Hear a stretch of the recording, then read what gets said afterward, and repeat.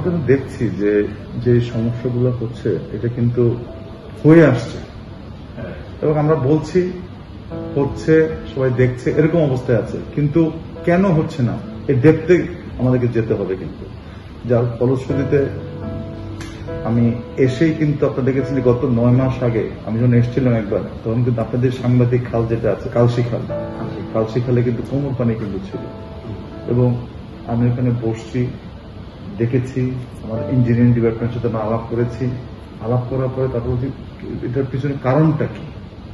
কারণ আমি আজকে একটা বুলডোজার দিয়ে একটু খুঁড়ে দিলাম, কালকে আবার পানি আবার বন্ধ হয়ে যাবে, এটা লাভ নেই। কিন্তু 7 দিন বা 7 মাসের জন্য কাজ করে লাভ নেই। কিভাবে পার্মানেন্ট সলিউশন করা যায়? হ্যাঁ, অবশ্যই কিছু আছে এই জলপদ্ধতি, একটা হলো short term, mid term, long term, 3টা ভাবে কিন্তু কাজ করতে হবে। এখন আমরা short term, mid term, long term, যে কোনো কালশি খাল যেটা করা হয়েছে, কালশি খালে কিন্তু কোনো পানি জমবে না। তো পানিটা কই গেল? এক, কালশি খালের ভিতরে, যেটা কিনা আমাদের কাজ না। কালশি খালটা আমাদের কাজ না, কালশি খালটা হচ্ছে কমপ্লিটলি এটা হচ্ছে ওয়াসার কাজ।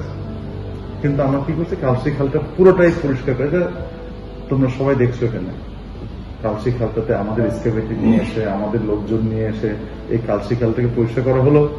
কালশি খাল থেকে 33টি জাজিম, 80 ট্রাক ডাবের খোসা, টেলিভিশন, ফ্রিজ সবই কিন্তু উদ্ধার করা হলো। তারপরে কি করা হলো, কালশি খালের আমাদের উত্তর দিকে একটা কালভার্ট ছিল, কিন্তু ওই কালভার্টটাও কিন্তু আমরা পরিষ্কার করলাম।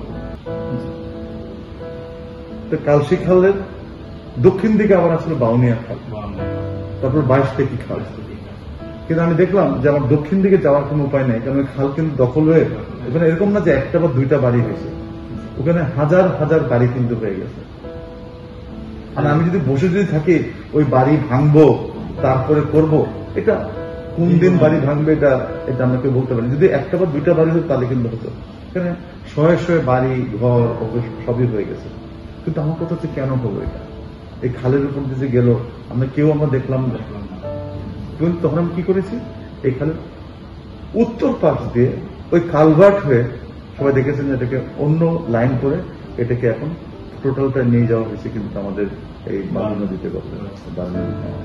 অর্থাৎ এই প্ল্যান করে এই কালশি মিরপুরে যেটা আছে এটি কিন্তু পুরো ঠিক করে ফেলছে। এখানে কিন্তু 5 কোটি টাকা খরচ হয়েছে। তার মানে কি, কালশি খাল ঠিক করার কথা ছিল কিন্তু ওয়াসার।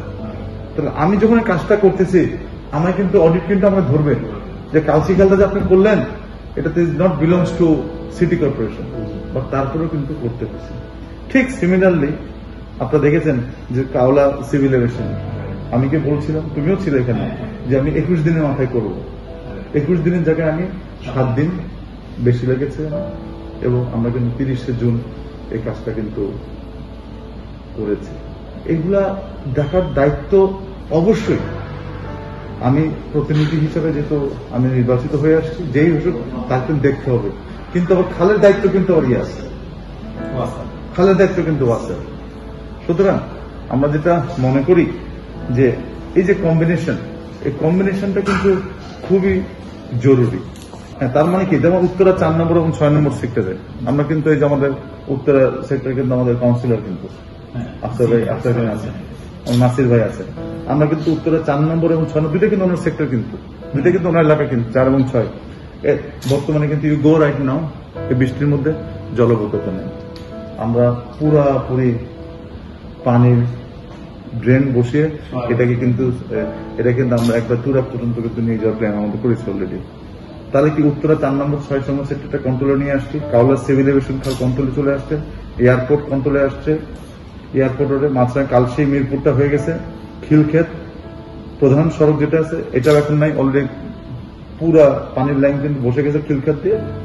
3.5 কিলোমিটার 26 কোটি টাকা, একটা ছিল 5 কোটি, 3.95 কোটি, 1,70,00,000 টাকা। কারণ বাজার বিজয় সরণি এরোপ্লেন চত্বরের পরিকল্পনা কমিশন, এখানে পানি জমতেছে because of the metro rail. Metro রেলের সাথে আমি গলা চেপে ধরছি, আমার লোকজন সবাই ধরছে, আমি মেট্রো করতে দিব না। আমার জনগণ তখন ওনারা কি করছে, মেট্রো থেকে আমরা প্রায় 20 কোটি টাকা মতন আমাদেরকে দিচ্ছে, আমরা এটাকে ইমিডিয়েটলি টাকা পয়সা থেকে আমার টেন্ডার দিতে সময় লাগবে, আমি আর্মিকে দিয়ে দিছি। যেমন খালটা আর্মি খনন করে দিছে, যে এই যে কাওলা খালটা, আমি কিন্তু কি করছি জানি, আর্মিকে দিয়ে কি বলছি যে কারণ বাজার ব্রিজের সরণ এরোপ্লেন চত্বরের পরিকল্পনা কমিশন প্রদত্ত, এটা আর্মিকে আমি অলরেডি দিয়েছি। আর্মি তারা জানিয়ে এটা আমি চাই যে 3 মাসের মধ্যে আর্মি কাজটা করে দিবে। 3 থেকে 4 মাস, যাই হোক, কারণ আমার তো এখন তো করতে এই বছর চলে যাবে, কিন্তু সামনের বছর তো আমার এভাবে চলে গেছে দেখে তো বলতে পারবো, ওইটা তো কাজটা করতে হবে। তো ওইটা তাহলে এখন কোনটা বাদ থাকলো, মগবাজার প্রধান সড়ক, জাহান বক্স লেন, শাসাববাড়ি লেন, নয়াটলা, মধুবাগ। আমরা যখন কাজগুলো করি তখন কিন্তু চিন্তা করতে হবে যে 50 মিলিমিটার বৃষ্টি হলে কি হবে, 60 হলে কি হবে। হ্যাঁ, সবসময় কিন্তু হচ্ছে, কিন্তু 40-50 কিন্তু হচ্ছে, কিন্তু আমরা সেখানে কিন্তু প্ল্যান করিনি। এখন তারা যদি প্ল্যান করেন তারা কি করতে পারেন, হাতির ঝিলে আমি গতকাল বলছি যে আমাদের আরো বেশি পাম্প বসাতে হবে, পাম্প বসে পাম্পিং করে করে আমাদের বনস দিতে পারে, যা পানি আউট করতে হবে। এবং আমাদেরকে যত তাড়াতাড়ি হোক শর্ট ওয়ে থেকে পানিগুলোকে নিষ্কাশন করতে হবে।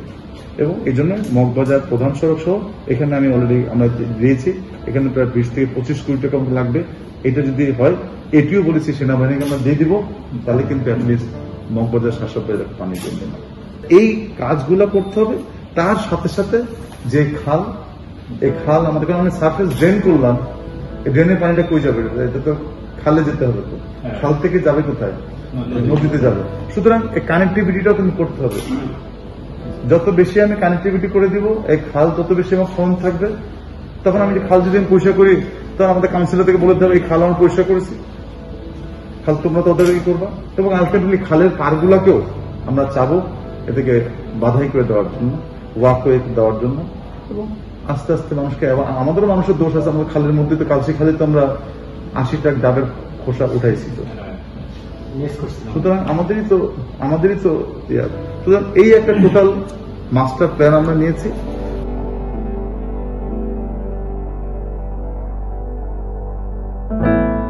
হাতির ঝিলটা হচ্ছিল কমপ্লিটলি এটা রাজুকের প্রজেক্ট, এবং এটি আর্মি দেখছে।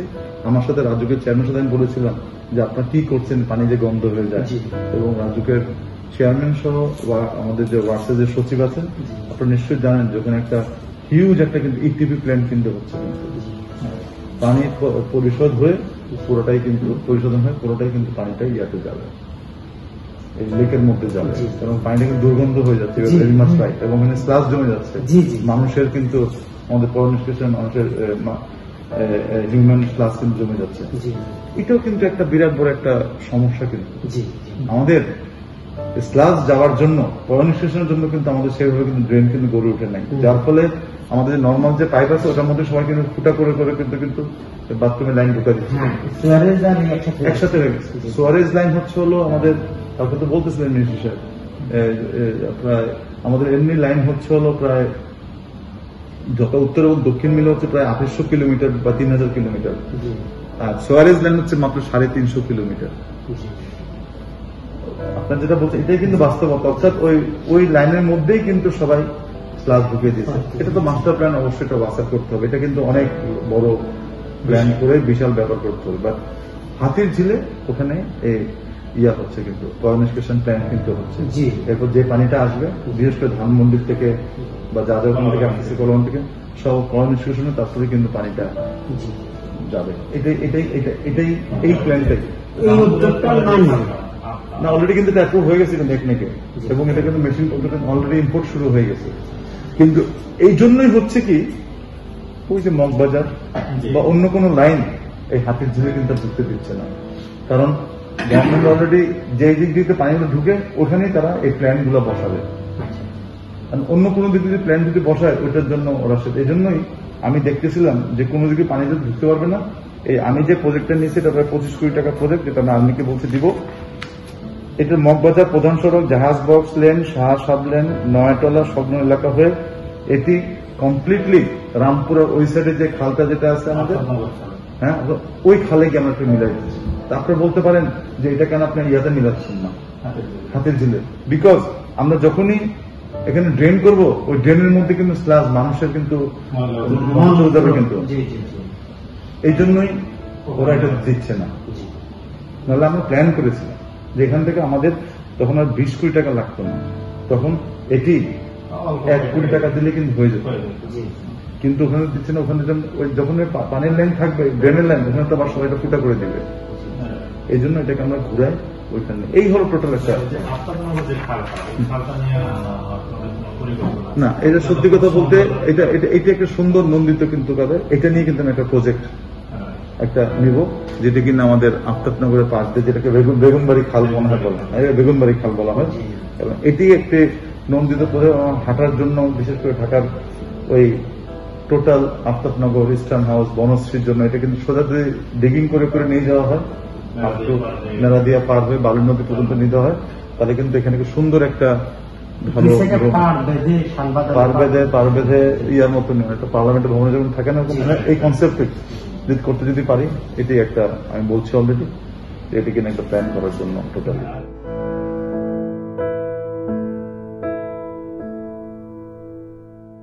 এইবারটা বোর্ড মিটিং কিন্তু এটা উঠেছে, কিন্তু আমাদের সম্মানিত কাউন্সিলর কিন্তু একটা বোর্ড মিটিং উঠেছিলেন।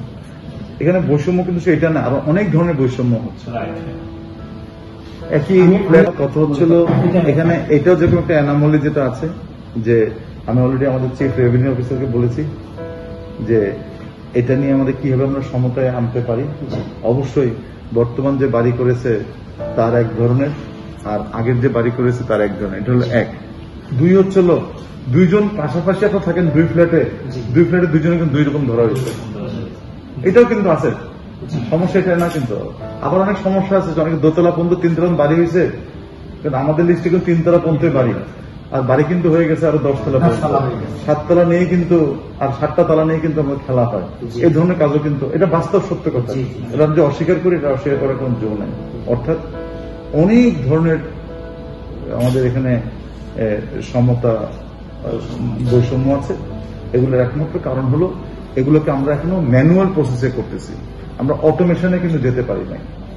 সুতরাং আমরা সর্বাত্মক গুরুত্ব দিচ্ছি টোটাল সিটি কর্পোরেশনের এই ট্যাক্সেশন হোল্ডিং ট্যাক্স যেটা আছে, এটিকে আমরা যত তাড়াতাড়ি পারি অনলাইনের মাধ্যমে ট্যাক্স কাটাবো।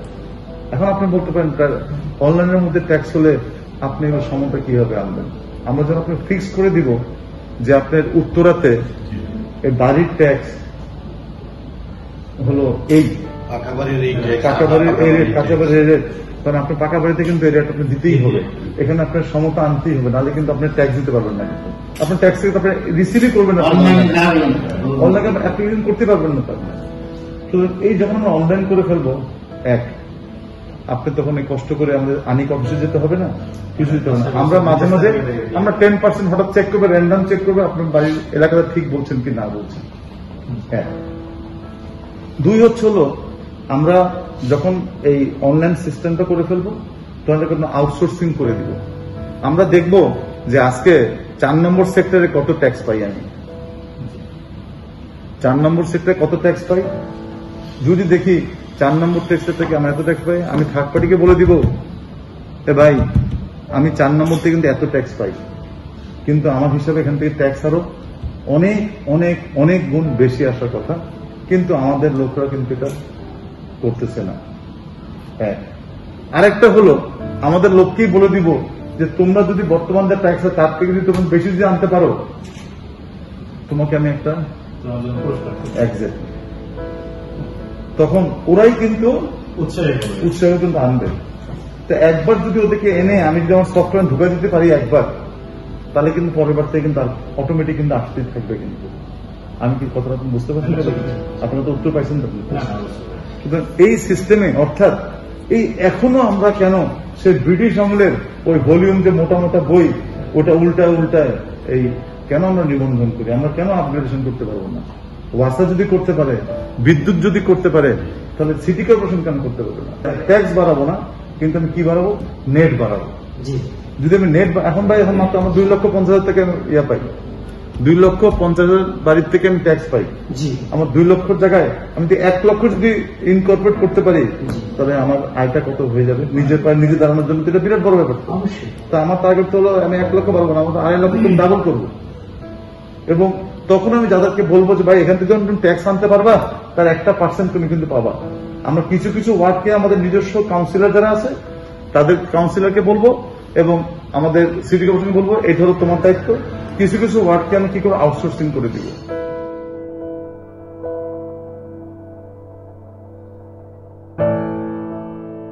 অনেস্টলি স্পিকিং, রিক্সা নিয়ে আরো অনেক বেশি রিসার্চ করতে হবে। রিক্সা নিয়ে আরো বেশি আমাদের রিসার্চ করতে, রিসার্চ ছাড়া কিন্তু হবে না। আমাদেরকে এখন কি করতে হবে, স্কুলের জন্য, স্কুলের সাথে আমাদের কিভাবে আমরা স্কুলে নিরুৎসাহিত করার জন্য কারপুল করতে পারি। অর্থাৎ দেখা যাচ্ছে যে উত্তরা 4 নম্বরের এই বাড়ির থেকেই 5 জন 5টা গাড়ি নিয়ে কিন্তু একই সময় বের হচ্ছে। তো ওদেরকে যদি বলা হয় কারপুল করে যে আমরা তোমাদের বাচ্চাদের ব্যাগের মধ্যে আমরা চিপস দিয়ে দিব,